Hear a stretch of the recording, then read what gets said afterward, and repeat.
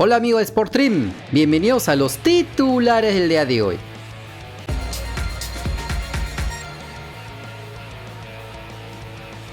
Por la jornada 12 de la Liga Árabe del Golfo de Emiratos Árabes Unidos, el Al Ittihad Calva de Wilder Cartagena le ganó en su visita por la mínima diferencia al Al Khaled Khor Fakkan. El volante nacional no estuvo presente por acumulación de tarjetas amarillas, pero de todas maneras les bastó para ganar con el tanto de Omar Ahmed Rached en el primer tiempo. Ahora se ubican en el séptimo lugar con 18 unidades y en su próximo partido visitarán al Al Jazeera por la Copa de Emiratos Árabes Unidos el 3 de enero, donde ya estará disponible el peruano que no tiene vacaciones. Por la jornada 15 de la Liga Profesional de Arabia Saudita, el Al Hilal de André Carrillo le ganó por 3-2 en su visita al Al Faisal. El volante nacional estuvo en el banco de suplentes, pero ingresó a los 68 minutos cumpliendo una buena actuación, aunque no pisó el área contraria, tal vez estaba medio sentido. De todas maneras, ayudó a su equipo a darle la voltereta al marcador que lo perdía por 2-0 con tantos de Rafael Silva y Romain Amalfitano. Sin embargo, aparecería Salem Al-Dawsari y el doblete de la bestia Bafetimbi Gomis para dar los 3 puntos a los visitantes. Con este resultado, el equipo de la Culebra se mantiene en el cuarto lugar con 24 unidades y en su próximo partido, André Carrillo podría ser el primer futbolista peruano en ganar un título en el extranjero en el 2022, cuando se mida en la final de la Supercopa de Arabia Saudita nuevamente a este Al Faisali el 6 de enero. Por la jornada 19 de la Liga Santander de España, el Valencia perdió como local por 2-1 frente al Español. Si bien el español peruano Alessandro Burlamaqui está contratado para jugar por la filial del Valencia Mestalla de la tercera división de la Real Federación Española de Fútbol, en esta ocasión fue convocado para el primer equipo estando en la banca de suplentes, tal como lo hizo en la jornada inaugural. Pero no se crean que ya lo subieron porque la rompen la quinta división, para nada. De hecho, los que siguen el canal y escuchan nuestros análisis del español peruano, cumple con su función, pero allí nomás. Lo que pasa es que el técnico Bordalás ya lo conoce de los amistosos de pretemporada y por eso, ante las bajas de COVID, lesiones y suspensiones que suman como 9 futbolistas de la plantilla principal, decidió convocar a Burlamaqui para que pueda apoyarlo en esta situación de emergencia, aunque no confía tanto como para hacerlo debutar en primera, ya que se quedó bien sentadito en el banco de suplentes los 90 minutos.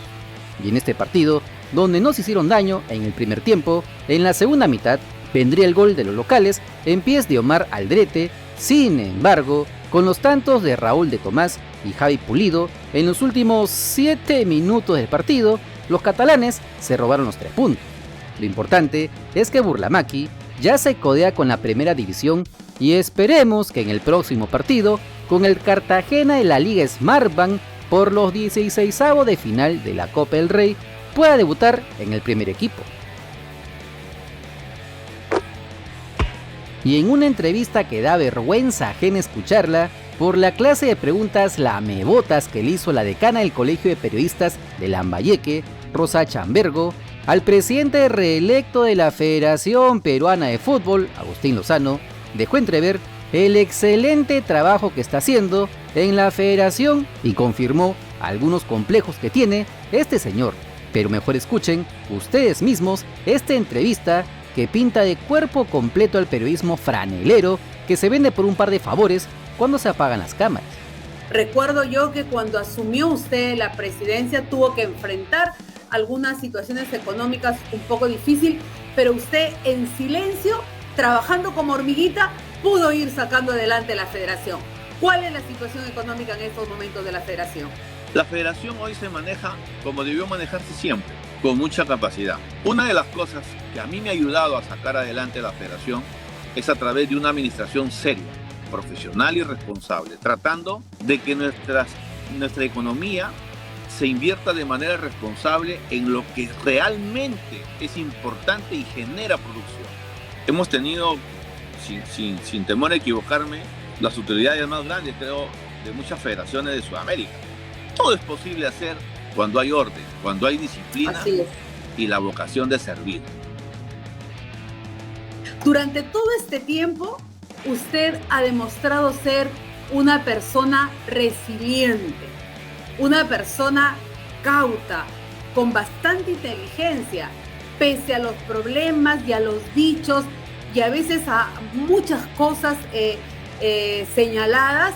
Usted ha demostrado muchísima entereza. ¿Qué le da fortaleza continuar al frente de tan importante institución deportiva, ingeniero Agustín Lozano? A veces me han dado duro injustamente, pero yo sé tener paciencia y sé que las cosas en algún momento se ponen en su lugar. Pero yo de ninguna manera tengo por qué mis preocupaciones tenerlas por algunas mentiras o por algunas informaciones inexactas, de ninguna manera. Hay entonces sectores que no perdonan que un provinciano haya ordenado a una institución como es la Federación Peruana de Fútbol y sobre todo en épocas difíciles de emergencia sanitaria haya pasado en azul. ¿Eso no lo perdona a alguna gente, ingeniero Agustín Lozano? Uno tiene que demostrar cuánto se preparó y para qué se preparó. Pero todas las personas, todos los seres humanos, del rincón más lejano del Perú, del lugar más humilde del Perú, debe tener los mismos derechos, debe tener las mismas oportunidades. De verdad, no sé si hago bien o hago mal en señalarlo, pero hay medios de comunicación que están trabajando con intereses propios, oscuros, y eso no es bueno. Eso no es bueno porque el Perú lo que necesita es tener periodistas que realmente nos hablen la verdad y que si quieren acusar, que acusen, pero con pruebas fehacientes.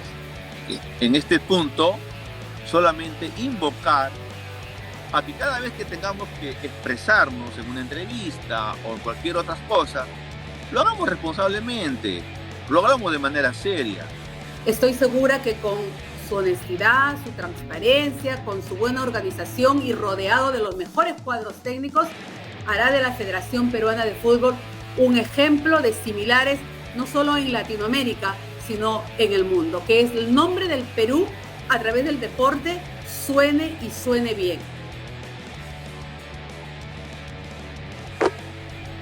Y en la última noticia bomba del año 2021, el Carlos Manucci anunció un fichaje que muy pocos lo tenían, el del volante nacional Yuriel Celi, que fue confirmado como nuevo jugador del tricolor trujillano por las próximas 2 temporadas. Como se recuerda, hace pocos días, el técnico alcantolao, Carlos Silvestri, mencionó que el futbolista de 19 años de edad era jugador libre y que aún estaba en búsqueda de nuevo club. Ahora recayó en el norte peruano, luego de su buen paso en el equipo Delfín, con quienes estuvo los últimos 3 años. Mientras que en la selección peruana sub-17 fue considerado una de las futuras promesas de nuestro balompié. Sin embargo, su comportamiento fuera de las canchas, donde incluso fue a parar a la comisaría por posesión de armas y drogas, ponían en riesgo su incipiente carrera profesional. Pero desde Trujillo le dan una nueva oportunidad, además de que les ayudará a cumplir la bolsa de minutos en el 2022, donde esperemos que puedan causar su carrera y ahora sí, alejado de las tentaciones de la capital, demuestre todo su talento y sea un verdadero profesional. Celi se sumaría a la pretemporada del Carlos Manucci en la próxima semana y ya tiene 14 refuerzos para el próximo año, algunos muy interesantes, como el boliviano Luis Jaquín, el paraguayo Gustavo Viera o el peruano Alexander Lecaros, que estarán enfocados en pelear el título nacional de la Liga 1 Betson 2022. No te olvides que si quieres estar enterado de las últimas novedades de nuestro balompié, solo suscríbete al canal porque somos el canal del fútbol peruano. Si te gustó el video, dale like, comparte, suscríbete con la campanita. Nos vemos en el siguiente video. ¡Chao!